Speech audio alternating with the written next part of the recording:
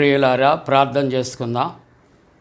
మమ్ములను మిక్కిలి ప్రేమిస్తున్న పరలోకపు తండ్రి, మీ పరిశుద్ధ నామానికి వందనాలు, స్తోత్రాలు. ఈ ప్రాతకాల ఆరాధన అంతటిలో కూడా ఏకీభవించుచు నాయనా కీర్తనలు తండ్రి పాడుచు, ప్రభా లేఖనాలు చదువుచు, నీ వాక్య ధ్యానాల్లో తండ్రి మిమ్మల్ని తండ్రి గణపరచుచు ఉన్న ప్రతి కుటుంబాన్ని దీవించండి. మీ పరిశుద్ధాత్మ కార్యాలు తండ్రి నాయనా మీరు మాకు జరిగించమని ప్రార్థిస్తున్నాం. నాయనా ఆత్మతో సత్యమతో మిమ్మల్ని ఆరాధించినట్లు కృప చేయమని ప్రార్థన చేస్తూ యేసు ప్రభువారి పరిశుద్ధ నామమున వేడుకొనుచున్నాము తండ్రి, ఆమేన్.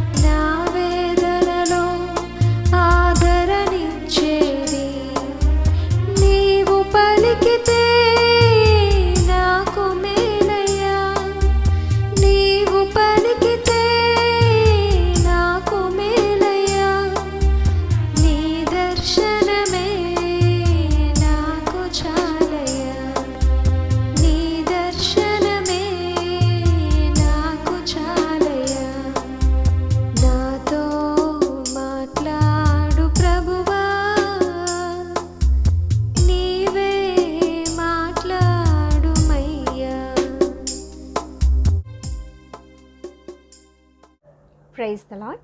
ఈ ప్రాతకాల ఆరాధనలో ఏకీభవిస్తున్న మీ అందరికీ కూడా మన ప్రభువును ప్రియరక్షకుడైనటువంటి యేసుక్రీస్తు నామమున శుభాలు తెలియజేస్తూ ఉన్నాను. అదేవిధముగా నేటి దినము జన్మదినాలు, వివాహ దినాలు జరుపుకుంటున్నటువంటి వారికి ప్రత్యేకముగా పండు prince and sisters YouTube channel ద్వారా శుభాకాంక్షలు తెలియజేస్తూ ఉన్నాను. నేటి దినము మనమందరము కలిసి 109వ సంకీర్తన మొదటి వచనాన్ని ధ్యానించుకోబోతూ ఉన్నాం. మానవుని జీవితము సుఖదుఖాల కలయిక. Life is a fusion of happiness and sorrow.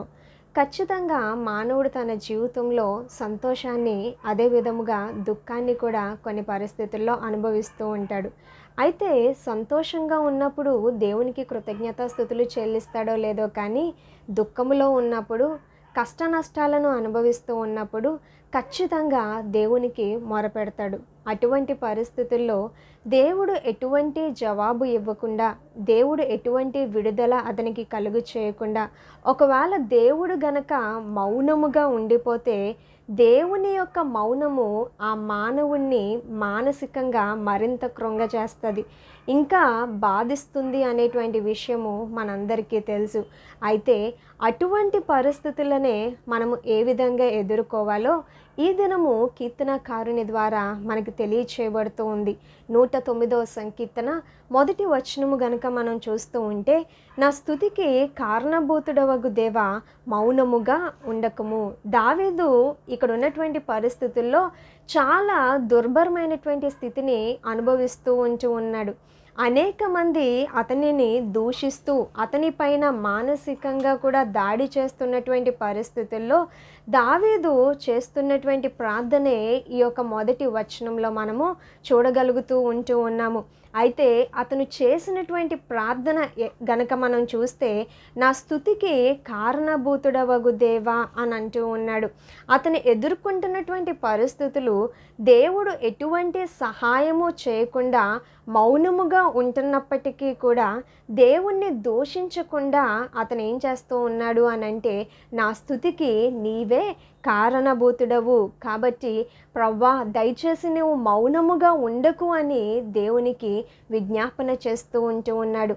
ఈరోజు ఈ యొక్క ప్రార్థన ద్వారా అనేక పాఠాలను మన జీవితంలో మనం నేర్చుకోవాలి. ప్రియ దేవుని బిడ్డలారా, మనము కూడా మన జీవితంలో ఎన్నోసార్లు ఎన్నో కష్టాలను అనుభవిస్తూ ఉంటాము, ఎంతో నష్టాలను అనుభవిస్తూ ఉంటాము, ఎంతగానో కృంగిపోతూ ఉంటాము. అటువంటి పరిస్థితుల్లో దేవునికి మొరపెడుతూ ఉన్నప్పుడు దేవుని దగ్గర నుంచి ఎటువంటి జవాబు మనం పోతూ ఉన్నప్పుడు దేవుడు మౌనముగా ఉన్నట్లుగా మనకు అనిపిస్తున్నటువంటి సమయంలో మనం సాధారణంగా ఎలాగూ స్పందిస్తాము అని అంటే, దేవుణ్ణి ప్రశ్నిస్తూ ఉంటాము, does God really care about my situation? అసలు దేవుడు నిజంగా నన్ను పట్టించుకుంటూ ఉన్నాడా? అసలు దేవుడు ఉన్నాడా? దేవుడు ఉంటే ఎందుకు ఇలా మౌనంగా ఉండిపోయాడు? ఎందుకు నాకు ఎటువంటి జవాబుని ఇవ్వడం లేదు అని తిరిగి ప్రశ్నిస్తూ ఉంటాము ప్రియ దేవుని బిడ్డలారా. కానీ ఇక్కడ దావీదు తను ఎదుర్కొంటున్నటువంటి పరిస్థితులు, తను అనుభవిస్తున్నటువంటి దుర్భరమైనటువంటి పరిస్థితుల్లో కూడా తను ఎక్కడా తన నిగ్రహాన్ని కోల్పోలేదు. తను దేవుణ్ణి దూషించడం లేదు, కానీ తన పరిస్థితులు ఏ విధంగా ఉన్నప్పటికీ కూడా దేవుణ్ణి అతను స్తుతిస్తూ ఉన్నాడు. ప్రియ దేవుని బిడ్డలారా, మనము కూడా మన జీవితంలో అన్నీ అనుకూలంగా ఉన్నప్పుడు మాత్రమే కాదు, ప్రతికూల పరిస్థితుల్లో కూడా మనం దేవుణ్ణి స్తుతించేటువంటి వారముగా ఉండాలి. ఒకవేళ దేవుడు మనకి జవాబు ఇవ్వకపోయినా మన స్తుతికి ఆయనే కారణభూతుడిగా ఉండాలి. ఎల్లప్పుడూ కూడా ఆయనను మనం మహిమపరిచేటువంటి వారముగా ఉండాలి. అంత మాత్రమే కాదు, కానీ ఆయన ఎందుకు మౌనముగా ఉన్నాడో మనము ఆ కారణాన్ని కూడా గ్రహించగలగాలి. ఈ దినము మనము ఈ విషయాన్నే గనక ఆలోచన చేస్తూ ఉంటే, when God is silent there is always a reason. ఒకవేళ దేవుడు మౌనముగా ఉంటే ఖచ్చితంగా ఏదో ఒక కారణం అయితే ఉండే ఉంటుంది. ఆ కారణాలను గనక మనం ధ్యానం చేస్తూ ఉంటే, దేవుడు మౌనముగా ఉండడానికి మొట్టమొదటి కారణము మన యొక్క పాపమే. 66వ సంకీర్తన 18వ వచనంలో దేవుని వాక్యము మనకి సెలవిస్తూ ఉన్నది, నా హృదయంలో నేను పాపము లక్ష్యము చేసిన ఎడల దేవుడు నా మనవి వినకపోవును. అదేవిధంగా యెషయా గ్రంథము 59వ అధ్యాయము మొదటి 2 వచనాలు కనుక మనం చూస్తూ ఉంటే, రక్షింపనేరకుండునట్లు ఆయన హస్తము కురుచి కాలేదు, విననేరకుండునట్లు ఆయన యొక్క చెవులు మందము కాలేదు, కానీ మీ యొక్క దోషములే మీ దేవునికి మీకు మధ్య అడ్డుగా వచ్చెను అని దేవుని వాక్యం అక్కడ మనకి సెలవిస్తూ ఉన్నది. మీ పాపములే ఆయన ముఖమును మీకు మరుగు చేసి ఉండెను అని దేవుని వాక్యము ఖచ్చితంగా మనకి తెలియచేస్తూ ఉన్నది. ప్రియ దేవుని బిడ్డలారా, మన జీవితంలో దేవుడు మన ప్రార్థనకి జవాబు ఇవ్వడం లేదు, ఆయన మౌనముగా ఉండిపోయాడు అని అంటే మొట్టమొదటి కారణము ఒకవేళ మన యొక్క పాపమే అయ్యుండొచ్చు. మన యొక్క పాపమే ఆయనకి మనకి అడ్డుగా ఉండొచ్చు. మనం జ్ఞాపకం చేసుకోవాలి. ఆ యొక్క కారణం ఏంటో మనం తెలుసుకునేటువంటి విధముగా మనము ఉండాలి అని ఈరోజు దేవుడు తెలియచేస్తూ ఉన్నాడు. రెండవది కనుక మనం చూస్తూ ఉంటే స్వార్థపూరితమైనటువంటి మన యొక్క ప్రార్థన. యాకోబు రాసినటువంటి పత్రిక 4వ అధ్యాయము 3వ వచనంలో కనుక చూస్తే, మీరు అడిగినను మీ భోగముల నిమిత్తము వినియోగించుకొనుటకై దురుద్దేశముతో అడుగుదురు గనుక మీకేమియో దొరుకుటలేదు అని తెలియచేయబడుతూ ఉన్నది. నిజమే ప్రియ దేవుని బిడ్డలారా, చాలాసార్లు మన ప్రార్థనలు, మన విజ్ఞాపనలు, మనం కోరుకునేటువంటి సహాయము ఎలాగుంటుందంటే మన యొక్క ఆలోచనల ప్రకారం, మనల్ని సంతోషపరిచేటువంటి కోరికలు, మనల్ని ఆనందింపచేసేటువంటి కోరికలే, మన యొక్క స్వార్థపూరితమైనటువంటి కోరికలే మనం దేవుణ్ణి అడుగుతూ ఉంటాము. కాబట్టి దేవుడు మౌనముగా ఉంటాడు. మూడవది కనుక మనం చూస్తూ ఉంటే, sometimes God is silent because we are not ready for the message. దేవుడు ఎందుకు మౌనంగా ఉంటాడు అని అంటే, ఆయన చెప్పిన మాట వినడానికి చాలాసార్లు మనము సిద్ధముగా ఉండకపోవచ్చు. అందుకనే ఆయన మౌనముగా ఉంటాడు. నిజమే, కొన్నిసార్లు మన ఆలోచనలు, మన ఇష్టాలు జరగాలనే మనము ఎంతగానో ఆశిస్తూ వేచి చూస్తూ ఉంటాము. కొన్నిసార్లు మన ఇష్టాన్ని కూడా దేవుని యొక్క చిత్తముగా మార్చడానికి ప్రయత్నం చేస్తూ ఉంటాము. ఇంకా చెప్పాలి అంటే, కొంతమంది దేవుడు ఏం మాట్లాడాలో ఆయనకే డైలాగ్స్ రాసిస్తూ ఉంటారు. ప్రభా, నేనున్న ఈ పరిస్థితుల్లో నువ్వు ఇలాంటి జవాబు ఇవ్వు అని దేవునికే సలహా ఇచ్చేటువంటి పరిస్థితుల్లో ఎదిగిపోతూ ఉంటారు మానవులు. అంటే మన ఇష్టము, మనం కోరుకున్నదే జవాబు రావాలి తప్ప ఆయన ఏది చెప్పాలనుకుంటున్నాడో అది వినడానికి మాత్రము మనము సిద్ధముగా ఉండము. అందుకే అటువంటి పరిస్థితుల్లో దేవుడు మౌనముగా ఉంటాడు. 4వ కారణం కనుక మనం చూస్తే, God knows we are not willing to obey.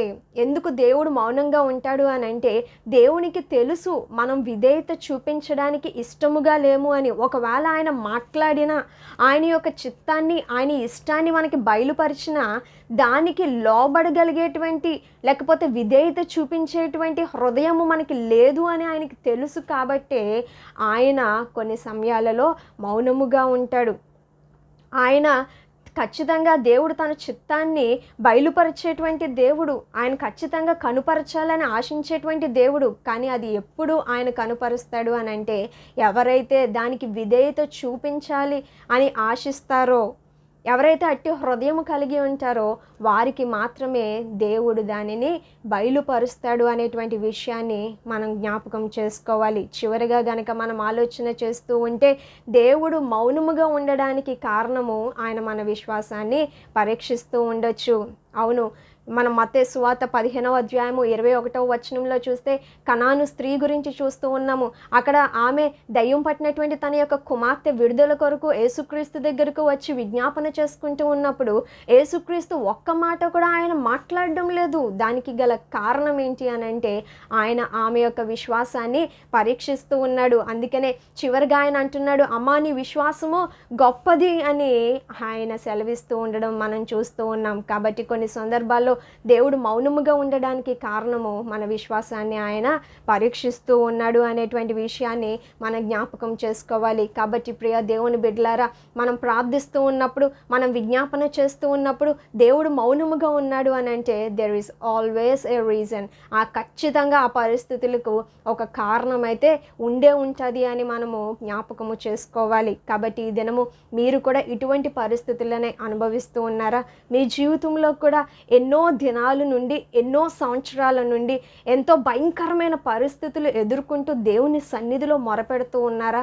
అయినా ఇంకా దేవుని దగ్గర నుంచి జవాబు పొందుకోలేనటువంటి స్థితిలో, ఎటువంటి విడుదల పొందుకోలేనటువంటి స్థితిలో దేవుని యొక్క మౌనమునే ఎదుర్కొంటున్నటువంటి పరిస్థితులు మీరు అనుభవిస్తూ ఉన్నారా?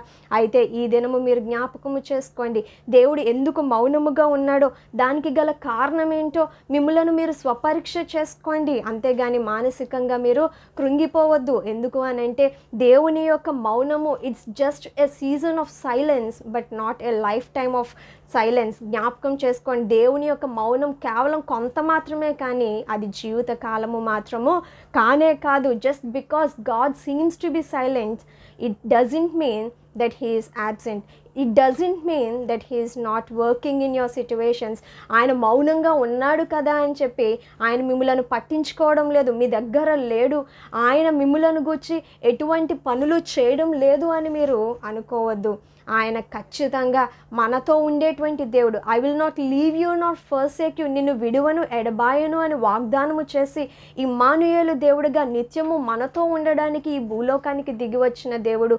మనం ఎటువంటి పరిస్థితుల్లో అనుభవిస్తున్నప్పటికీ కూడా మనతో ఉండేటువంటి దేవుడు, మనల్ని చూచేటువంటి దేవుడు, మనకి సహాయము చేసేటువంటి దేవుడు, కానీ మనల్ని విడిచిపెట్టేటువంటి దేవుడు ఎంత మాత్రము కాదు. కానీ ఆయన మౌనముగా ఉన్నాడు అని అంటే దానికి ఏదో ఒక కారణం అయితే ఉండుంటుంది. ఈరోజు మన జీవితంలో దేవుడు మౌనంగా ఉన్నాడు అని అంటే అది కారణమో మనం కనిపెట్టుకోవాలి, మనం స్వపరీక్ష చేసుకోవాలి. ఈ దినము ఒకవేళ మన పాపాలే దేవునికి అడ్డుగా వచ్చినాయా, దాన్ని విడిచిపెడదాం. లేకపోతే స్వార్థపూరితమైనటువంటి కోరికలను దేవుని సన్నిధిలో అడుగుతూ ఉన్నారా, అది దేవుని సన్నిధిలో విడిచిపెడదాము.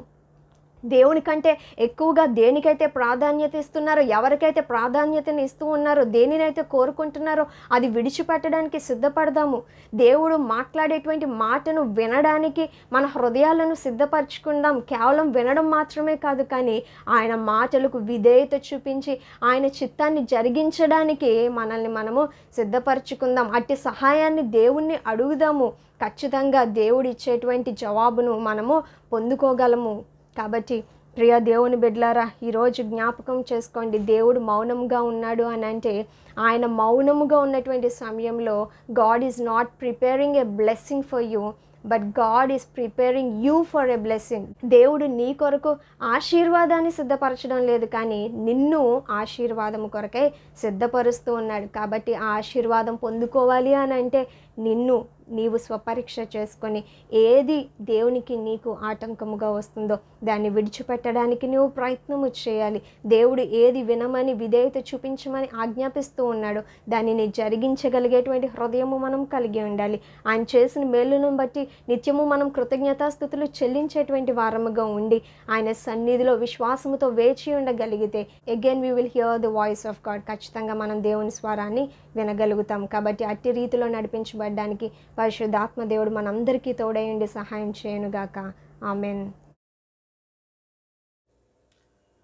ప్రియులారా, ప్రార్థన చేసుకుందాం. పరిశుద్ధుడా, మీకే స్తోత్రాలు చెల్లిస్తున్నాం. ఈ ఉదయకాలపు ఆరాధనలో విత్తబడినని పరిశుద్ధ వాక్యమును తండ్రి ఫలింప చేయమని ప్రార్థిస్తున్నాం. అనేక మందికి నాయన మేలుకరంగా ఆశీర్వాదకరంగా ఉంచండి. జన్మదినాలు, వివాహ దినాలు జరుపుకుంటున్నటువంటి కుటుంబాలను దీవించండి. స్వదేశ విదేశాల్లో ఉన్నటువంటి విశ్వాసుల క్షేమము కొరకు, రక్షణ కొరకు ప్రార్థన చేస్తూ ఉంటున్నాం. ఎండల యొక్క తీవ్రత దూరపరచండి ప్రభువా. జన్మదినాలు, వివాహ దినాలు జరుపుకుంటున్నటువంటి కుటుంబాల్లో నీ పరలోకపు దీవెన ఆశీర్వాదాలు వర్షింపచేయమని ప్రార్థన చేస్తూ ఉన్నాం. యుద్ధ వివత్సవాలు దూరపరచండి, కరువు కాటకాలు దూరపరచండి. నాయనా, ఆరాధిస్తున్న ప్రతి బిడ్డను మీరు దర్శించి బలపరచమని యేసు ప్రభువారి పరిశుద్ధ నామమున వేడుకొనుచున్నాము తండ్రి. ఆమేన్. పరలోకమందున మా తండ్రి, నీ నామం పరిశుద్ధపరచబడనుగాక, నీ రాజ్యం వచ్చునుగాక, నీ చిత్తం పరలోకమందు నెరవేర్చున్నట్టు భూమి అందు నెరవేరునుగాక. మా ఇందిన ఆహారం నేడు మా దయచే, మా ఎడల ప్రాధం చేస్తున్న వారిని క్షమించిన ప్రకారం వాళ్ళ ప్రాధము క్షమించము. శోధంలోని తేక కీడును తప్పించము. రాజ్యము, శక్తియు, మహిమ నిరంతరము నీవే ఉన్నవి. ఆమేన్. మన పరమ తండ్రి అయిన దేవుని యొక్క ప్రేమయు, ప్రభువైన యేసుక్రీస్తు ప్రభు కృపయు, పరిశుద్ధాత్మ యొక్క అన్యోన్య సహవాసము ఈ ఉదయకాలపు ఆరాధనలో ప్రభుని ఆరాధిస్తున్న ప్రతి కుటుంబానికి తోడుగొడు సంరక్షించి కాపాడునుగాక. ఆమేన్. ఆపదల్మమున్ అంటకుండను కావుమయ్య నేడు నీదు కరుణ తోడను. దేవ కావవే నేడు మమ్ములన్, నీవే రాత్రి కాచినావు నీకు స్తోత్రము.